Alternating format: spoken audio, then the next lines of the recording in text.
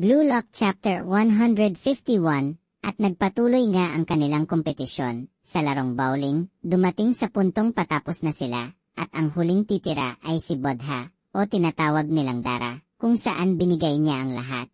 At strike ang kanyang tira, sunod naman sa kupunan ng Blue Lock, kung saan si Nagi na ang titira. Nang pumwesto na si Nagi para ibato ang bola, ay bigla itong nadapa, pero di nila inasahang makakastrike pa ang tira neto. At habang sila nga ay naglalaro, merong mga grupo na babae na nakapansin sa kanila, na sinasabing napapanood nila ito sa ring. At nagpaalam na nga si Isagi, dahil meron pa daw itong pupuntahan. Habang nag-aantay nga ito sa tren, merong isang pamilya na lumapit kay Isagi, at nag-request kung pwede makaipagkamay yung bata. Sinabi din ng bata na, gawin mo lang ang best mo, dahil paglaki daw neto ay magiging kagaya niya daw ito. Sumakay na si Isagi at nagmuni-muni na sinasabi sa sarili na ang laki na ng pinagbago niya, at bumaba na si Isagi, ay nakatagpo na niya ang dati niyang kakampi na si Tomonari Tada, na sinabi netong siguro naman ay hindi ako neto nakakalimutan. At pabirong sinabi ni Isagi, na syempre sino ba namang makakalimot ng tirang di nakashot.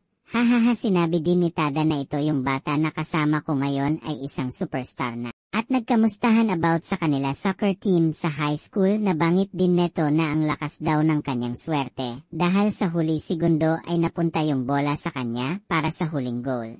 Ngunit binara ito ni Isagi at sinabi hindi mo alam kung gaano siya lumaban sa loob ng Blue Lock. At sa huli ay nagpaalam na sila sa isa't isa, at bumalik si Isagi sa pagmuni-muni at sinabing binago siya ng Blue Lock ng sobra sa kanyang inaasahan. At sa huling slides pinakita ang pag-uusap-usap ng mga boss sa headquarters meeting room. At sinabi doon ni Ego na itong mga superstar ay gagawa ng pasabog at magiging best striker sa buong mundo.